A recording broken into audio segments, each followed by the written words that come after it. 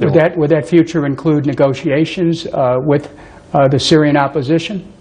Yeah, exactly. But that doesn't mean negotiating with the terrorists. I understand that. Yeah. Now, but does it mean that you're ready for, let's say, a program of reconciliation with those who have opposed you? Are you ready for that? Of course, we announced it at the beginning of this year. Said we are ready to discuss with any political party in Syria, inside Syria and outside Syria. Let's take this down the road into next year. Would you be prepared to offer amnesty to all the Syrians who opposed your government? They didn't breach the law. So if they oppose the government, they can come to Syria without amnesty. Only amnesty should be offered to anyone who violates the Syrian law or breach the law. I mean, if you oppose it, it's not crime. We have opposition within Syria. But do you believe in amnesty as a path towards peace? Yeah, that depends on to whom. If it's to whom they stain their hands with the Syrian blood, it could be as part of national reconciliation. Would that include reparations to the families of those who were killed? Yeah, I mean, it's not the president who should put all these details. I think the Syrian meeting of every faction or all the parties that could define all these details. What would you say, Mr. President, to the millions of Syrians who are now refugees as you move towards a peace process? What will you do to say, please come home? Of course, we want them to come back to their villages, to their cities, to their houses, to their homes. We want them to. But we have to help them with getting rid of the terrorists, because the majority of those refugees left because of the terrorists, not because of the government. Actually, we have refugees within Syria that's being helped by the government.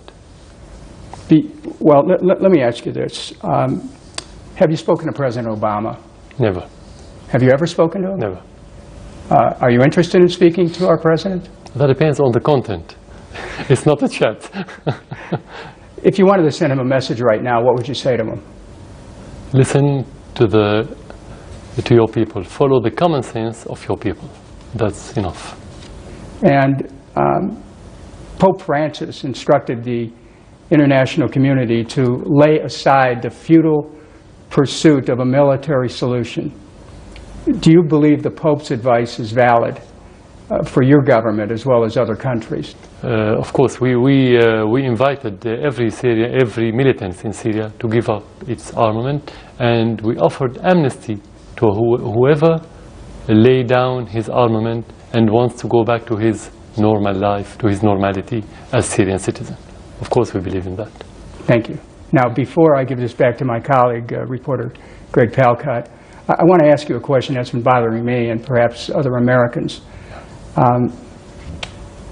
Not everyone who's watching this interview today knows that you're a doctor, you're an MD, and you've done this before you were president.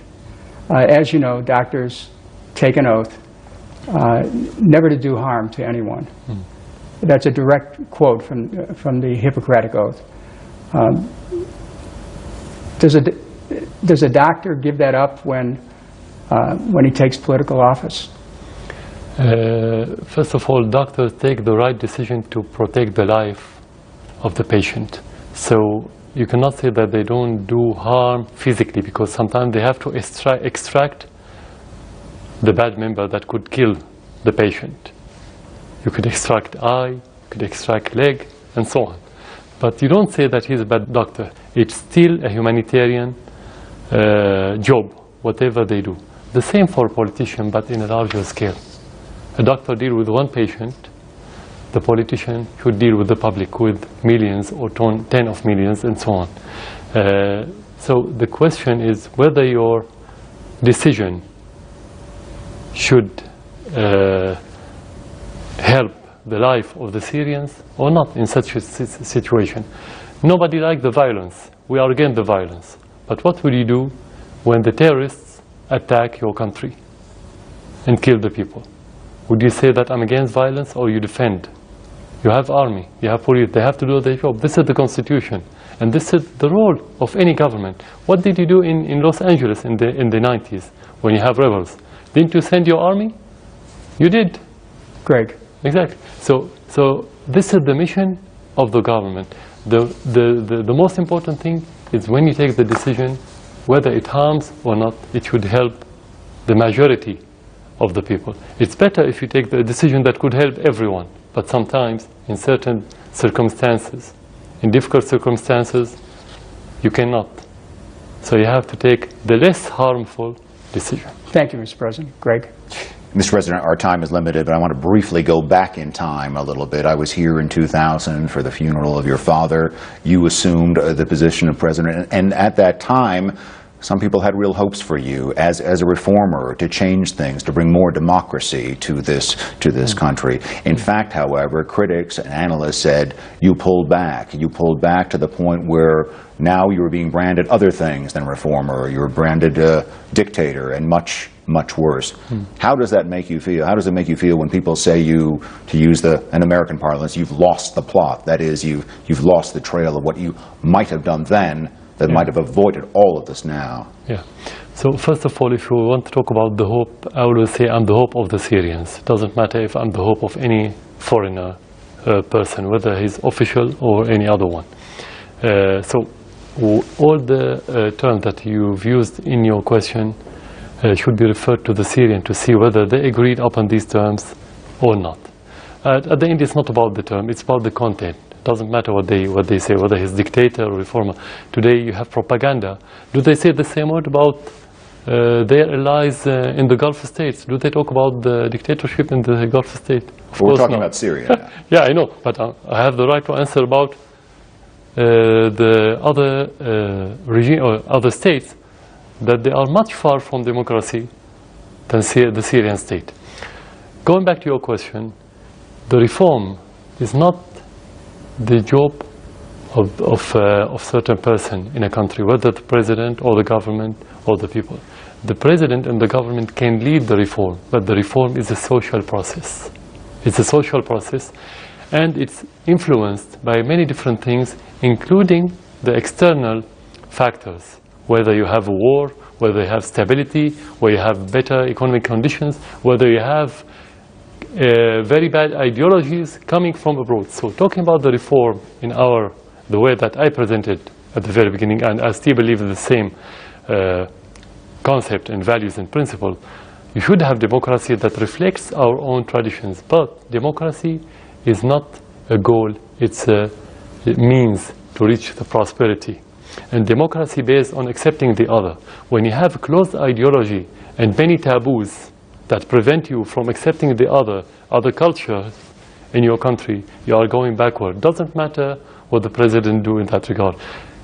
Not the constitution, not the law, not any other process can make the democracy real one, realistic one in such a society. Only when the society makes this democracy, you can talk about it. It's a culture. So I'm still a reformer. I still believe in these same values, but if you go back to the history of the last decades, the most complicated situations happening in our region, this is one of the reasons why the democracy, not in Syria, in the whole region, is going backward. We are going farther from democracy, not closer. But again, to stay with your country and to stay with a little bit of recent history, move back just 2.5 years ago this week. That was the first protests here in this country. People said that was still a sign that people were unhappy, your own Syrian people, about your moves to democracy, and that was simply what they were asking for: more democracy, more reform. They weren't even asking for you to step down at that time. Right. Critics will say you moved in too hard, too fast, with tanks targeting protesters, torturing, etc., etc. That is the critique of yours, and you once again missed another chance. How do you feel about that 2.5 years on? That's a very simple question. If you want to oppress those people because we don't accept their request, why did the president himself, I said in one of my speeches at the very beginning of the conflict, why did I have to say publicly that those people have legitimate demand? This is first. Second, if we are going to use the force, why did we change the constitution? Why did you change the law? Why did you have now more than 15 new parties in Syria, political party? Why did you change so many laws that they asked for? Because we knew that it wasn't about democracy. If they asked for democracy, how did they kill some of those people? I'm not generalizing. Some demonstrators demonstrated for the reason that you've mentioned.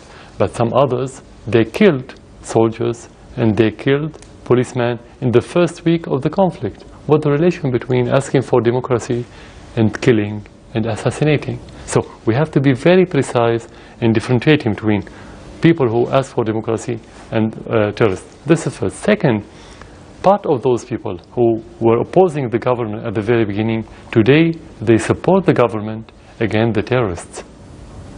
Because they ask for reform, but they didn't ask for terrorists. So you are talking about two different completely situations between the beginning of the conflict and today. So we're still moving forward in the path of the democracy. And part of the solution that I just mentioned a few minutes ago, when we sit around the table, the Syrian people will say, what's the best constitution? What's the best political system?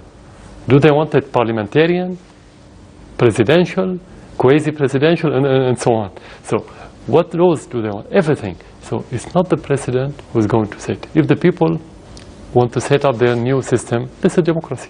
But you bring up a point that leads to my next question. Some people will say that you have just waged a war of attrition. That is, that you have waited and ground people down. And some of those that felt very peacefully that they wanted a change here in democracy, now after 2.5 years of fighting, they're willing to give in a little bit. And at the outset, you talked about terrorists coming inside, and now you've allowed, or you've created a situation on the ground because of this long period for the terrorists to come here. My point is, you're not really changing people's minds, you're just forcing them into this box where we're 2.5 years on, we're 110,000 people dead, cities in ruins, and you're hoping that your people will just surrender to the idea. I mean, is that really where you wanted to go with this whole thing? So the core of the idea that I created the atmosphere to invite terrorists to Syria. You held on long enough. You held on long enough against the demands of people who wanted peaceful demands for From democracy. the very beginning, we accepted the demands. From the very beginning, you accepted the demands. From the very beginning, before the terrorists, all those foreigners coming to Syria, from the very beginning, in 2011, 2 months after 6 days after the conflict, we said we're going to change, and we started the process of changing the constitution 2 or 3 months after the beginning. And we had the vote. I mean, the people. I didn't change the constitution. The people voted, or let's say there was a referendum, and the people voted in that referendum for this new constitution. At the beginning of 2012, in February, before the end of 1 year of the conflict. So what you're saying is far cry from reality. It's completely different story. It's not none of these things happening in Syria. It's about maybe another country. What happened in Syria from the very beginning, we said we are ready. If there's any demand, we are ready to change everything. So what could the president do, or how could he succeed if the people are against him? How can he succeed? Just you want to be president just for the sake of being president? That's not realistic. It's impossible. Do your tactics in this war, do you back your tactics in this war? I mean, a year ago we stood in Homs, one of your great cities, and we watched as your artillery, which was lined up around the outskirts of the city, pound again and again, relentlessly, the center of the city. You say you're going for the enemy, you're saying you're going for the terrorists, but that, some will call it indiscriminate shelling, has left many, many civilians dead, and frankly has left that city and many of your other great cities, like Aleppo and others, in ruins. I mean, is this the way to go after, if you think there are some terrorists out there, the terrorist enemies of your state? So it's like if you say that when the terrorists infiltrated some area or attack certain part of any city, that the civilians would stay and live with them. That's impossible. Whenever the terrorists enter an area, the civilians would leave, unless they use them as a human shield. But in most of the cases, the civilians would quit their area because of the terrorists. And that's why you have so many refugees. So in most of the cases, the Syrian army attack area where there's no civilians living in it. In most of the cases, you can hardly find civilians with terrorists. They cannot live.